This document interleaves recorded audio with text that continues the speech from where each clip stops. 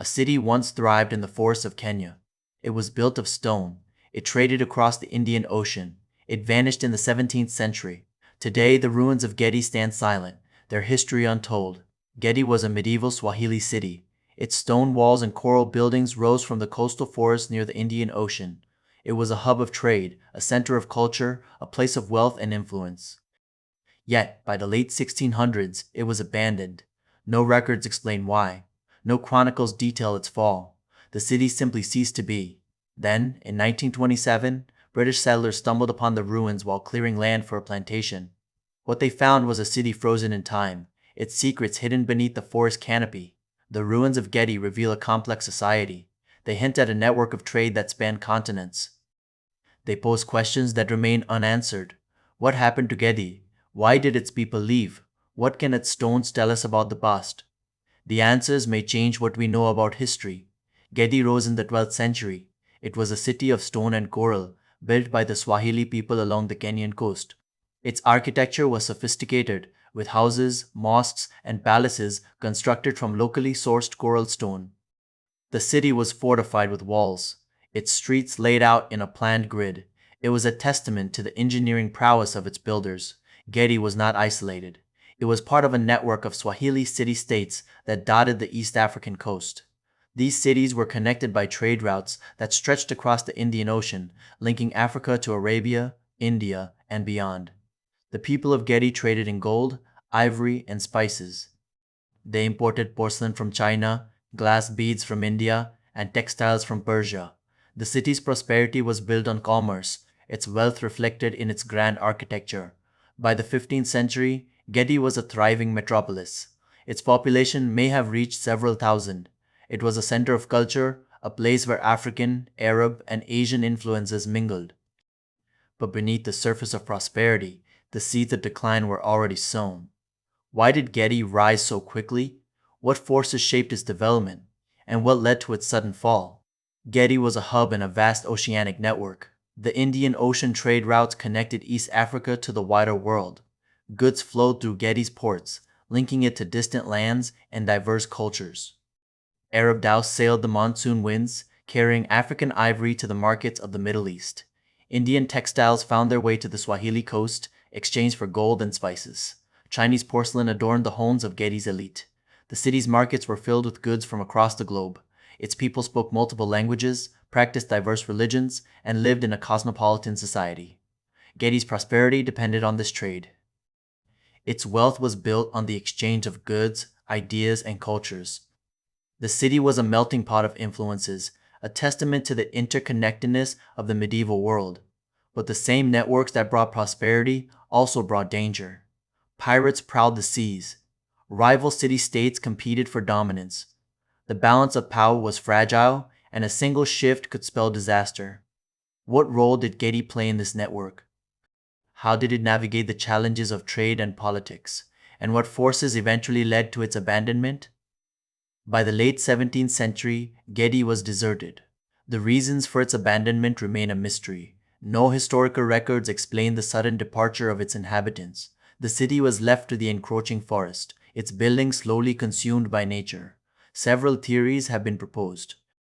Some scholars suggest that a shift in trade routes left Gedi isolated, its economy unable to sustain itself. Others point to conflict with neighboring city-states or invasions from foreign powers. Environmental factors may have played a role. Changes in climate or water sources could have made the city untenable. Disease may have swept through the population, forcing survivors to flee. Archaeological evidence offers few clues. The ruins show no signs of violence or destruction. The departure appears to have been orderly, as if the people simply walked away. Why did Gedi fall? What forces drove its people to abandon their homes?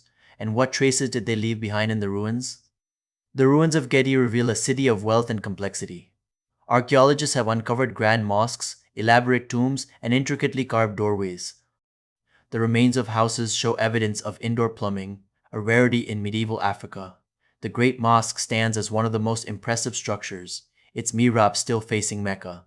Nearby, the Sultan's palace hints at the opulence of Gedi's rulers, with its spacious courtyards and private baths. Artifacts found at the site tell stories of a vibrant community. Chinese porcelain, Persian glass, and Indian beads speak to the city's extensive trade connections. Coins from far-off lands suggest a thriving economy. Yet, the ruins also raise questions. Why were some buildings left unfinished? What caused the sudden halt in construction? And what do the artifacts tell us about the daily lives of Gedi's inhabitants? The stones of Gedi hold secrets waiting to be uncovered. Each discovery adds a piece to the puzzle, but many questions remain. The people of Gedi were a blend of cultures. They were Swahili, a people of African, Arab, and Persian descent. Their lives were shaped by the trade networks that connected them to the wider world. The Swahili language, a mix of Bantu and Arabic, was spoken in the streets. Islam was the dominant religion, with mosques serving as centers of worship and community life.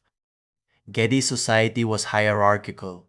The elite lived in stone houses, while the majority resided in simpler dwellings.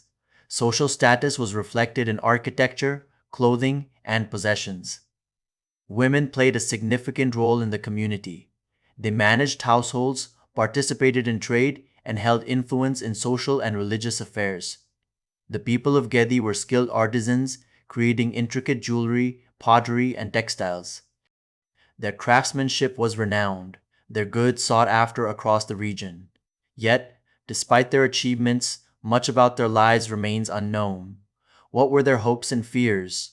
How did they view the world beyond their city walls? And what legacy did they leave behind? In 1927, Gedi was rediscovered. British settlers, clearing land for a plantation, stumbled upon the ruins hidden in the dense forest.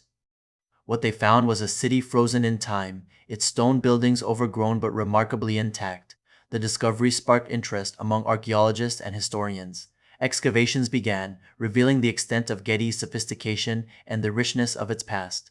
Researchers uncovered artifacts that spoke of a vibrant trade network. They mapped the city's layout, tracing its streets and uncovering its public spaces. Yet the rediscovery also raised questions. Why had such a significant site been forgotten? What other secrets lay hidden in the forests of East Africa? And what could Gedi teach us about the medieval world? The ruins of Gedi offered a glimpse into a lost civilization, but they also challenged assumptions about Africa's past. The city was a testament to the complexity and interconnectedness of the Swahili coast. Gedi challenges our understanding of history. Its ruins whisper untold stories of a city that was once a beacon of culture and trade. They reveal a society that was complex, interconnected, and influential. The legacy of Gedi is one of resilience and adaptation. It is a reminder of the rich history of the Swahili coast and its role in the medieval world. Today, Gedi is a protected archaeological site, attracting visitors from around the globe. It is a place of learning, where researchers continue to uncover its secrets and piece together its history. Yet, many questions remain. What more can Gedi tell us about the past? How does it fit into the broader narrative of African history? And what lessons can we learn from its rise and fall? The story of Gedi is not yet complete. Its stones hold answers waiting to be discovered. The city of Gedi stands silent, its secrets hidden in the stones. Its story is a reminder of the complexities of history and the mysteries that remain. What else lies beneath the forest, waiting to be uncovered? Subscribe. New mystery every hour. Daily Forbidden History.